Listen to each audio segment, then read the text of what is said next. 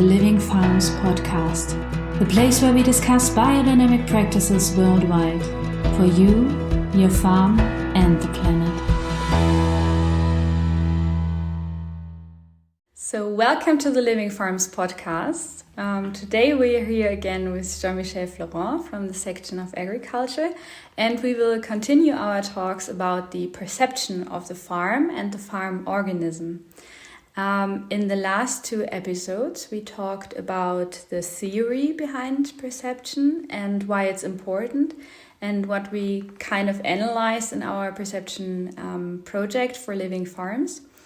And in this third episode, we would like to dig deeper into the methods that you can actually do concrete on your farm, and that you can practice on your demands to increase your perception of the farm and the farm organism.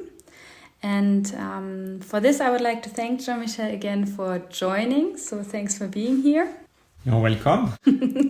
And we will go directly into the questions. So maybe you can tell us a little bit what farmers could do for developing their perception on their farm.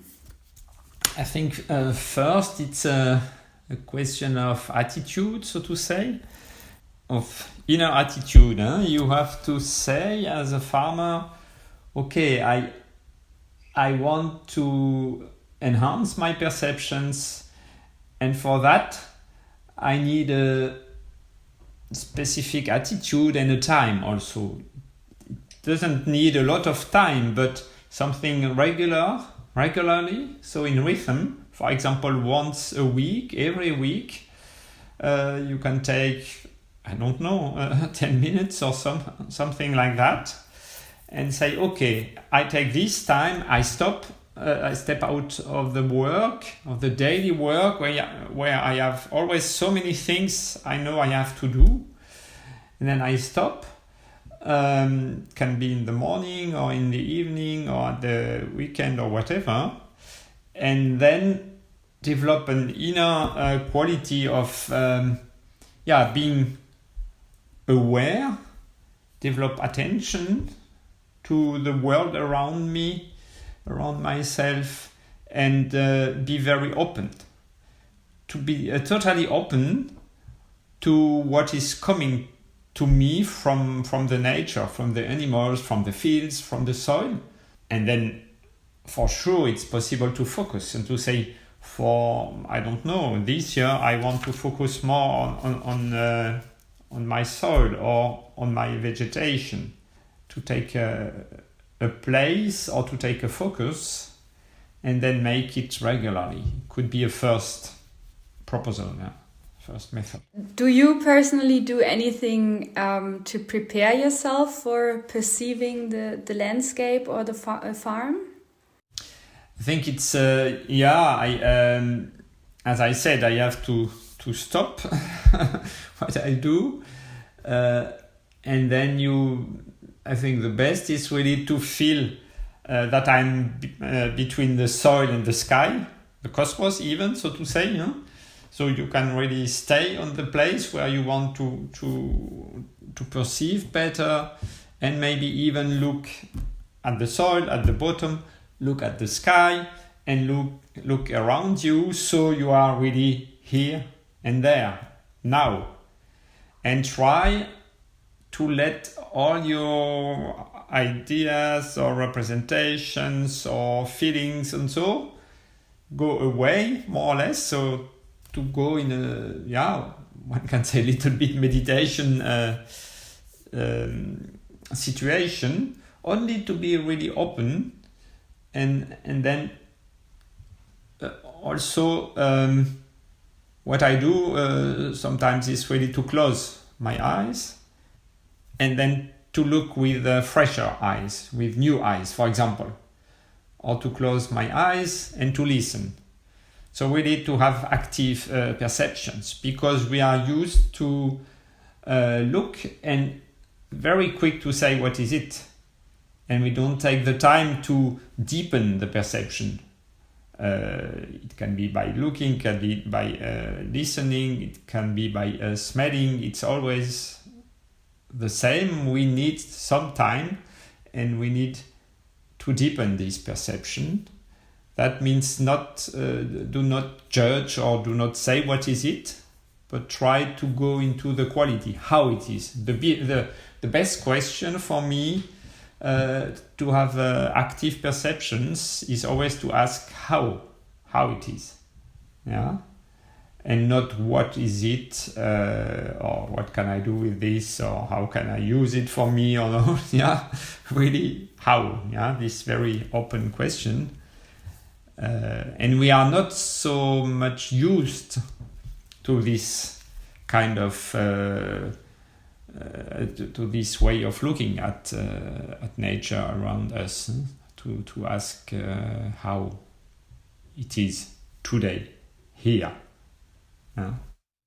It's true, and for me it's always very helpful to really consciously say that I will empty myself in a way, so that I really tell myself, the world, okay, everything that is my experience, so to say, I will just empty and leave behind. And normally that comes for me really with the thought of, okay, the wind or the air is taking away my kind of own perception, and I will really look, as you said, with a fresh eye on the farm or on the landscape that is not based on my own experience, so to say.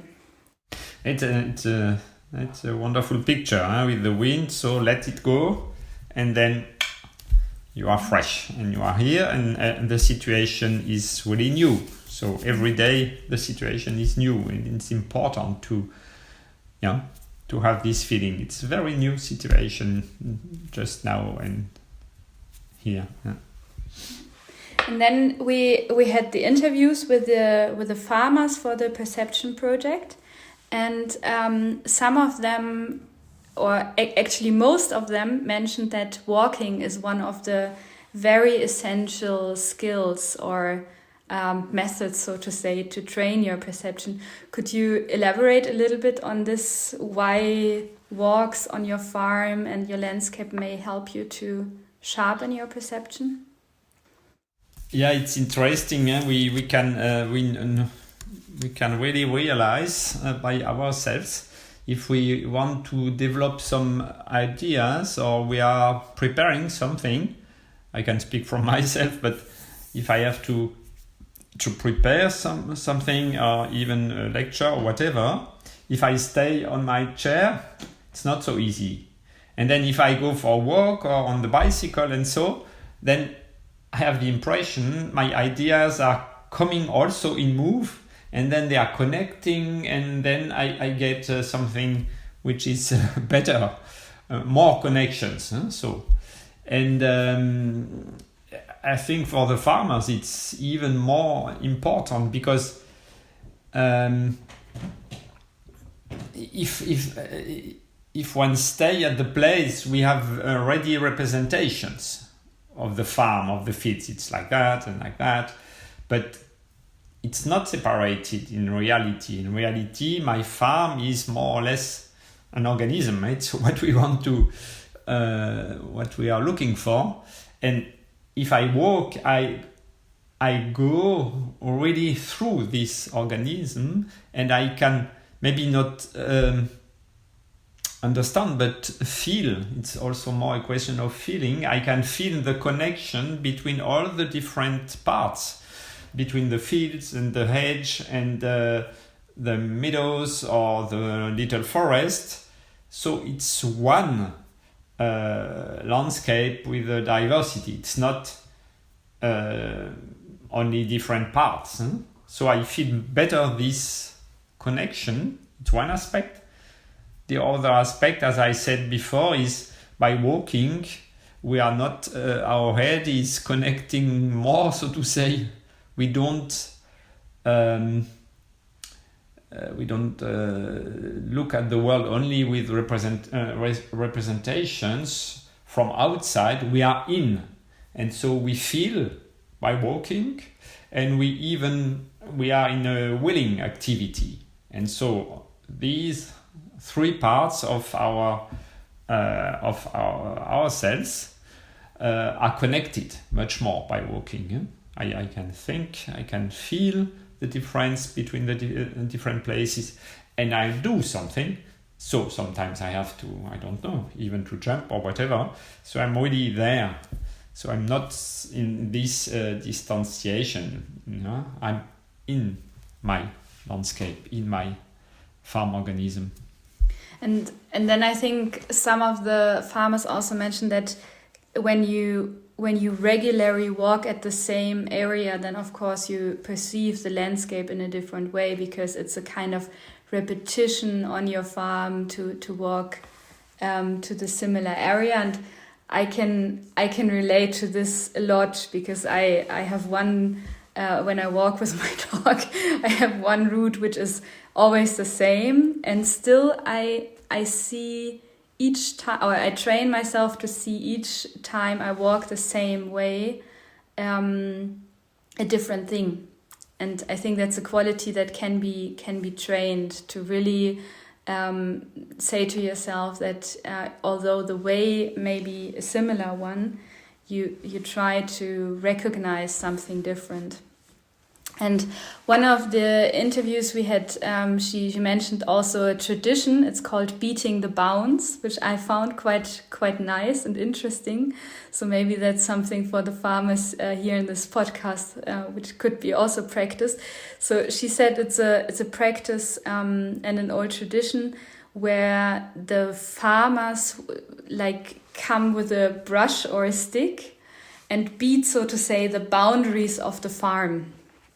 And they walk along the farm border, and it's a kind of way to keep to keep away the bad spirits or invite the good spirits, so to say. But I think it's a nice practice that you can also do for just recognizing how your landscape is formed, and by walking your boundaries of a farm in a very conscious way. I think it helps you to realize, okay, which kind of landscapes, which kind of soils, plants, animals do I have on my farm, and how they are connected. So that relates to what you've said earlier. There is maybe with walking, as you said, and with this exercise, there is a point. I think by walking, the risk, it's not a danger, the risk is that you do it on a not very conscious way. So you are in, but if you are in, you are not very conscious. I mean, we need some distanciation to be conscious. And then for this, it could be also good, I make this exercise with farmers and students. It's to make such a walk, to find a very interesting walk through the farm organism with the biggest diversity as possible, so to say, to go through places, hot places and cold places, or wet places and drier places, to really try to walk through the diversity of the different places on the farm. And then in small groups, or alone if you are alone, but it's much better in small groups, try to sketch a map of all these qualities. Everyone could feel, could perceive on the different places, and to make it very simple with the colors, with the charts, pastel charts or something like that, really to put colors on a big paper, and so that you get conscious. And you can really, it's a very interesting exercise to know better the place, and then you get a map of the moods of your farm, or of the atmosphere, so to say, and always also working with this question: how do I feel this place? Oh, okay, here it's cold and wet and very, the soil is very rich or very dark or whatever, and so on. Always with this question, how it is, how do I feel it? So the most important aspect in this exercise is really to get conscious. And if you do it with other persons, it's also good, because so you can really, everyone has a specific perception, or only a part perception. And if you do it with other colleagues, then you get more aspects. You can really perceive more aspects. So to give a tool, so to say. Yeah. And still, I found it often very interesting how similar the perception still is. Like, I mean, you seldomly have the situation that when you feel personally insecure, for example, at a specific part of a farm, that the other feels like very relieved and happy. So that's something which always astonishes me, how similar even the perception may be. And that was also one of the aspects that was mentioned by a lot of the farmers during the interviews, that this exchange and communications with others about the own perception and how you see your farm is one essential trait for training your own perception. I think it's even a next step, but it could be made in a very easy way, so to say. If if farmers are inviting colleagues, they could also ask, can we go for a walk, small walk, and they could really ask, what do you feel on my farm or on these places? So you get the perception, what do you see and what do you feel, and so they get the perceptions from colleagues from outside, and it can really help sometimes, because sometimes I have a strange feeling on a place, but I don't know what is wrong, and then the colleague can say, but it's too wet here. There is so wet mood and cold, and maybe it's a reason why your cows don't like this meadow, or there is too much air, or whatever, too much wind or whatever. Even inside, it could also be inside, that sometimes you have problems with a certain place in the stable or whatever, and then sometimes it can help that somebody is coming from outside, because it's exactly the situation I described at the beginning. If somebody is coming from outside, this person has the possibility to have no prejudice, to be open. If you ask, could you tell me what you feel, without any judgment, but only what you feel. So it could also be really good as a social work. And in many countries, the farmers, to get the Demeter certification, they make this before, and they make farm talks with the colleagues.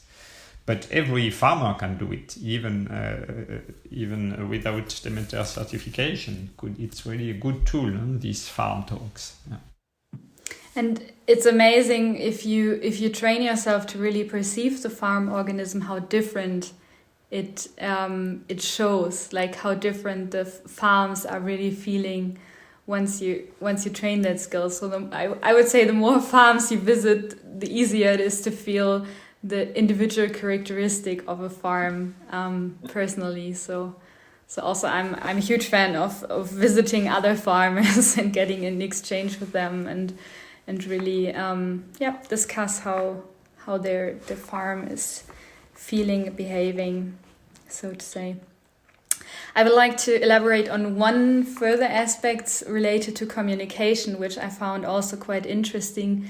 It was mentioned by one of the persons we interviewed as well, that it's essential for farmers to really eat also their own food, which may sound for some of the farmers really like, of course, I'm eating my own food and the own produced vegetables and meat and so on. But from the practice, I've it's not always the case that the farmers eat their own food. And she mentioned, which I found quite interesting as an aspect, that if you eat the food that is really local from your region, then your microbiome in the stomach changes, and by this it's easier to connect with the landscape and with the farm, so to say. So, and now this new study came out with the microbiome from biodynamic farms, which is, please correct me, I will link the study, but I think it's 3 times 4 higher. You mean the connections between the in the soil, huh? Yeah, it's so the microbiome of biodynamics farms is even way higher. I need to check this, but I will link the study. And I found that interesting because, of course, this microbiome of the soil is then like relating to your stomach as well if you eat the food from there, and maybe have some soil particles. So what do you think it's like? Is it necessary for farmers to really come into connection with the farm organism by their own food as well, or? I mean, I think there are 2 aspects. One aspect is for sure that it's important because, as you said, there are a lot of connections between soil and plants and food and our own microbiome and so on.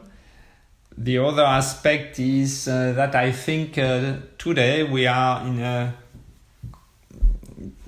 not more in the old world of 2 centuries ago, where most of the people lived in their village, and really they were very strong connected to their village, to the place, more or less conscious, but they had very few informations about the outside world, and now we are in the other situation. And then I think it's also good to have some food from outside, but as you said, to have a big part of local food. I think the sharing with colleagues is also very interesting. So I would avoid to say we want to have our autonomy for our food, and so okay, some people can do it for different reasons, but I think the sharing, what I realized with farmers, it's very interesting. If you share the food with other colleagues, we do it mostly in our courses, for example. In France, when I give courses, the most time the people are bringing food from their home, from their farm, and we share the food. And so it's so interesting to get the diversity, as you said before, to know the diversity of every farm or every bread or every cheese or so, every wine and so. And I see that some farmers are really using this sharing to ask to get some help from the colleagues. What do you think about my bread? It was not so easy to bake, and now what do you think from my cheese? So it could be in the future even more and more a possibility to share, because in a good food from a farm you have like something like the extract of the farm organism, or the extract of the essence, maybe the essential part. And then if you share it, okay, you can connect with the farm organism. So I think these 2 aspects are important. The aspects to be connected with my place, and the aspect to share and to know the other colleagues, and to avoid a little bit this, I mean, autonomy is very important for the farm organism, but not for the people. I think the people should also share, for sure, more with the local colleagues, but also a little bit with the world. I mean, I'm happy if I get some Demeter coffee, and I'm more happy if I know the guy who did it. It's not so easy, but I know one, Dagoberto, for example. Yeah? So I got from his coffee once, and it was interesting to have his picture by drinking his coffee. So.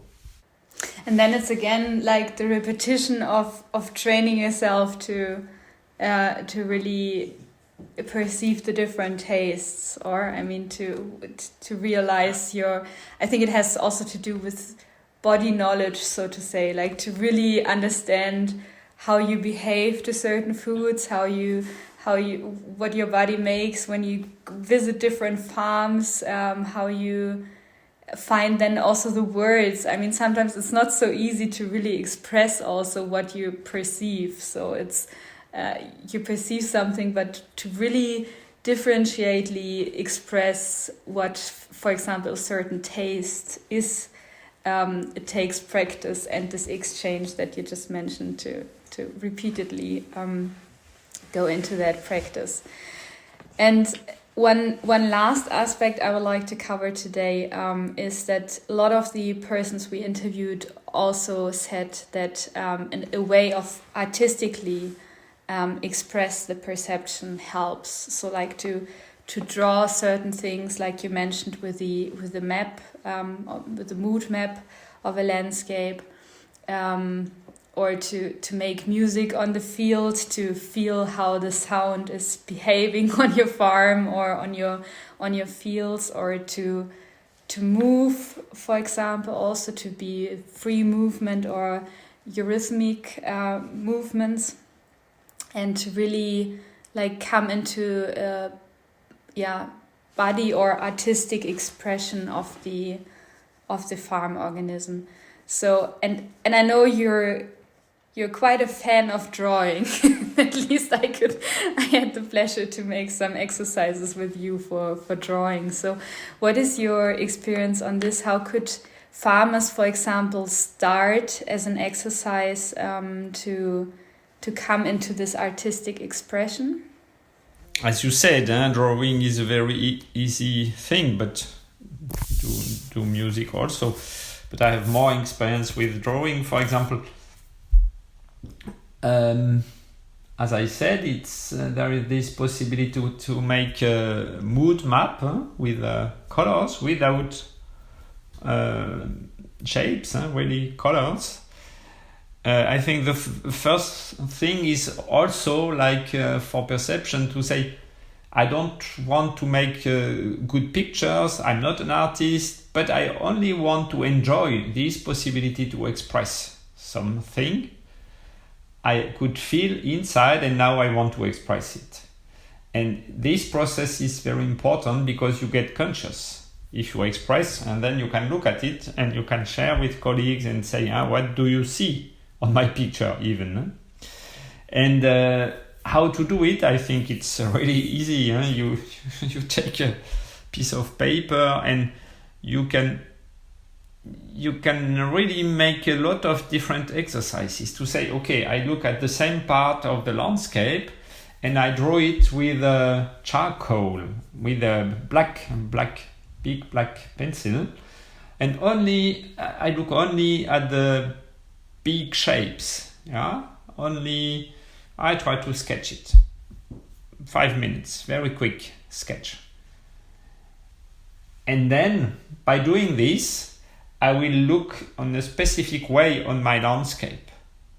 And then I take a second piece of paper, a second sheet of paper, and then I can make a next step. I can say, okay, now I want to draw it with colors. And then I look a little bit like the Impressionists, like Claude Monet. I try really to look at the colors from the vegetation. And then I will get a new picture, but the picture is not the most important. I will look at the same landscape, at the same field, same meadow, same hedge or forest or whatever, with different eyes. So I each time I have a new focus or new attention, and then the place will be very interesting because I discover there is much more than with the first look. And then I could, even if I have time, if I want to make it with the family or whatever, take clay from the place, if I have some clay, and try to make modeling from my fields or from my farm even, to make it with clay. I think every situation where you really try to express what you can perceive will help you to deepen this. And then you see there is so much, there are so many aspects in this landscape. So it's really a universe. It's not a small field there. Another thing would be, we do it sometimes, to close the eyes, to be on the place and to listen, to the birds, to the cows, whatever, really to listen, and then even try to draw this. What you listen is maybe a little bit more difficult, but it's also interesting, and so on. So I think the first most important is really to feel really free and to invent new things, and in every case I think you will deepen the perception, and then you can go to make some music out of the things you find in the place, with stones and with wood and so on. What is the music of this place? It could be also very interesting, because you will find very different things. In the forest, more wood, somewhere else more stones, so the music will be different. You could even take the colors from the place, from the soil, to draw. So, but for me, the important thing is always to try to connect with the place, to perceive the place, and to make these artistic exercises not as something separated. Okay, now we will make something, but really try to express what you could experience on the place. Because I know a lot of possibilities, but very often we take something from the place and then we make crazy things somewhere else, which are not connected with the place. Okay, it's no problem, but I hope I can express it what I want to say. It's exactly with land art. There are some land art artists like Goldworthy. For me, he's really good because he really tries to get something from the place, from the identity of the place, and to enhance it, to express it. But other land art artists, I have the impression they put their own representation on the place, and then it doesn't say a lot about the place. It says something about them. Why not? But it's a very different exercise. But Goldworthy, for me, it's a wonderful example of somebody which tries. Who tries really to get the different aspects of place. The life forces, for example, when he takes different leaves of trees, he makes a snake out of these leaves, so you see the life forces, for example, or what he is doing with water and stones and so on. It's for me, what I saw, it's really connected to the different places, even if he has a specific style, but it's not a problem. We have all our style, but the question is, I should really open for the place and let the place speak through me and enhance specific aspects which are very important now, which were important in my perception. Okay, this is an important aspect. I want to express it. But I had a strong encounter with this place, with this aspect or whatever. Yeah, I'm a huge fan of Goldworthy. I really love his art, and I think if we take this aspect you just mentioned of really be open and to find a way to express so to say, what is coming from the landscape or the farm into a piece of art or a music, a sound, a movement. I think the great thing is that, on the one hand, of course, it's a process that is very fun, so to say. So it's nice to do this, but it's also something which can help you really as a farmer, because it shows you, for example, also which aspects may be missing, or which kind of what needs to be improved, maybe also on your farm or on your landscape, or which parts need to be connected, or maybe also where you need to have a border or a pathway for animals or something like this. So I think that's something which I found very fascinating by those farmers that are very good in the perception and really do these exercises regularly, that they help them to not just have fun, but to make more sound management decisions on their farm, so to say. And I think that's one of the aspects that I really enjoyed in this perception project, to really realize that training your perception has an implication of how your farm is created and what kind of sustainability you can achieve on your farm, so to say. But there are much more things we could discuss now upon training the perception of farmers. We will go more in detail on during our online course in September for the farm organism and planetary health. So those listeners that would like to dive a little bit deeper into the thematics, you can listen to the last 2 podcast episodes on this, and also join us on the online course. And